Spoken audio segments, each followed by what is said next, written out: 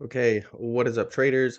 What's up, tycoons? Super excited for today's video. We're going to break down UNG and also BOIL, okay, the leveraged natural gas ETF, as well as take a look and start off with the actual spot market price of natural gas. We're going to break that down. We're going to learn about divergences, and we're going to go over a couple indicators that you can use as possible entries and exits, whether that's the RSI or the MACD, or some of the major fib retracement levels. So you'll learn a lot in this video, and you're also going to get a detailed technical analysis. Remember, none of the video is financial advice, just breaking down the data that's on the chart and presenting it to you guys in a clear, concise manner so that you can understand and start to learn, some of the different tactics used to trade. So we'll jump straight into it, and we're going to start off by looking at the spot gas price. Okay, so if you take a look here, what we've got on our chart is going to be basically the Henry Hub natural gas spot price.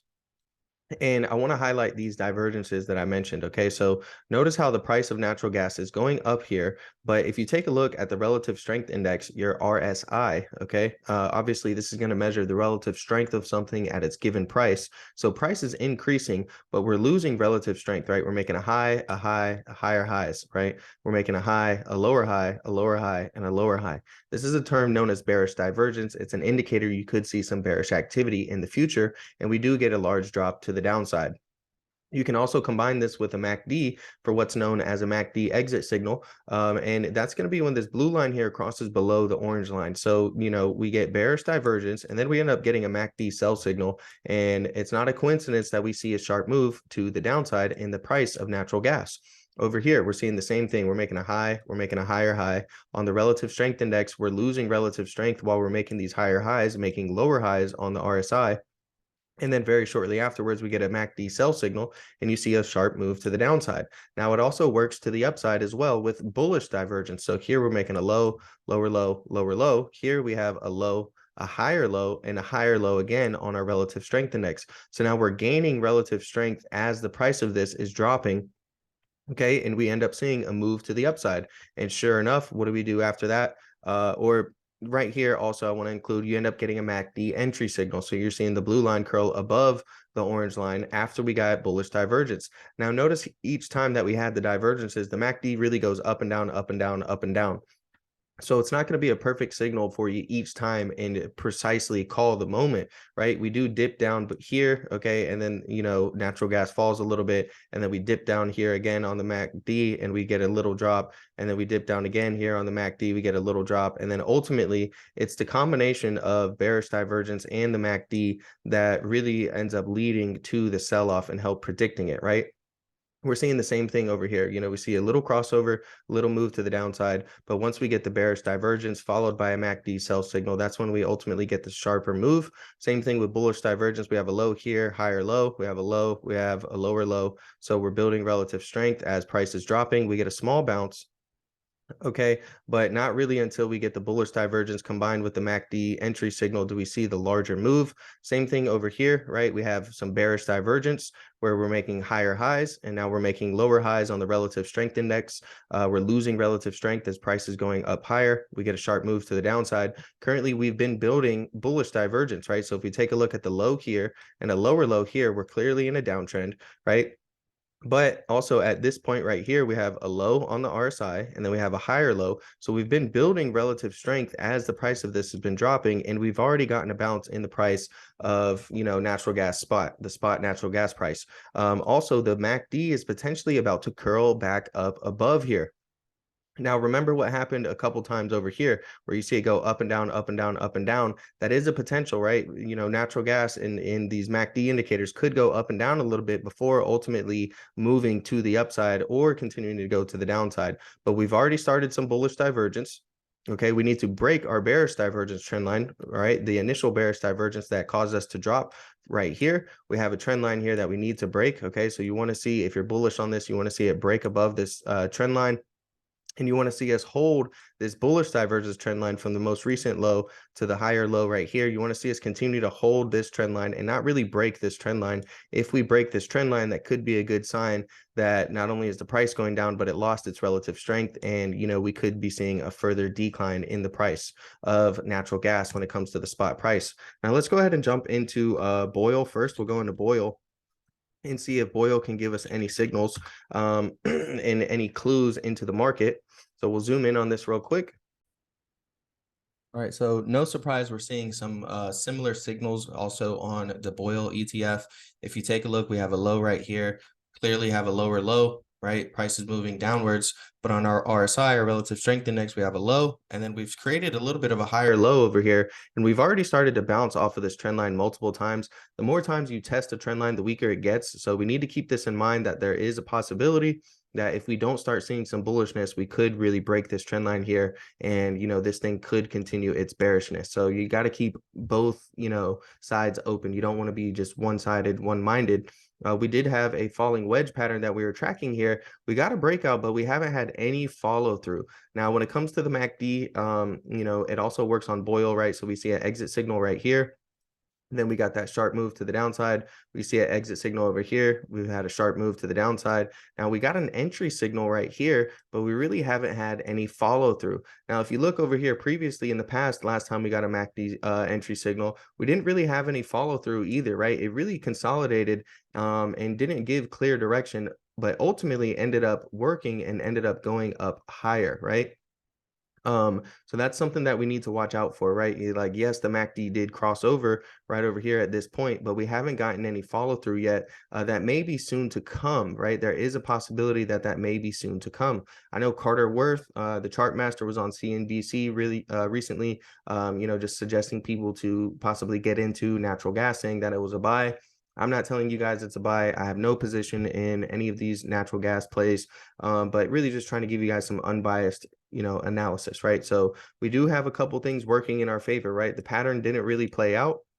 We do have a MACD entry signal, and we do have some bullish divergence. We just need to be cautious if this MACD curls back down below, and if we break this RSI trend line here, it could be a sign that Boyle is potentially going to have another big move to the downside. We've still moved to the downside, but it's been at a much less of a degree, in terms of like the sharp drop. It's been a little bit more choppy, but it's still been in a downwards direction.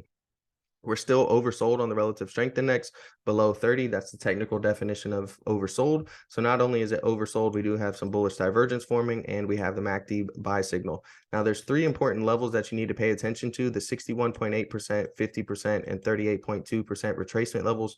The reason being is because nothing moves in a straight line up or a straight line down. You get a move up, retracement, continuation higher, move down, retracement, continuation lower. This is what's known as trend continuation. This is how you spot trend continuation. Okay, so you spot trend reversals when you break through them, right? So if you have a move up, you retrace, consolidate, and then break through those retracement levels, that's a reversal to the downside. And then if you move down, you retrace and consolidate a little, and then break through those retracement levels, that's a reversal to the upside. So, this thing is due for a healthy bounce. All right. As I said, we are oversold. Typically, when things are oversold, you do tend to see a bounce. It's not a guarantee. Things can definitely go lower just because they're oversold. As we've already been demonstrating, we were oversold back here and we've still gone lower. But typically, the general rule of thumb is, you don't want to buy something when it's overbought. You want to try and buy something when it's more oversold in a potential bounce, right? So if we do get some type of a bounce, these are going to be our three major retracement levels for a healthy retracement, ultimately to continue the downtrend. Now, that doesn't mean we have to continue the downtrend if we break up to these levels. If we consolidate and break through them, we could potentially be getting a reversal where we have a high here and possibly coming up to retest that high or create a higher high above that. So that's something to keep in mind and pay close attention to. Specifically on Boyle, it's going to be 39.51, 33.38, and 27.24.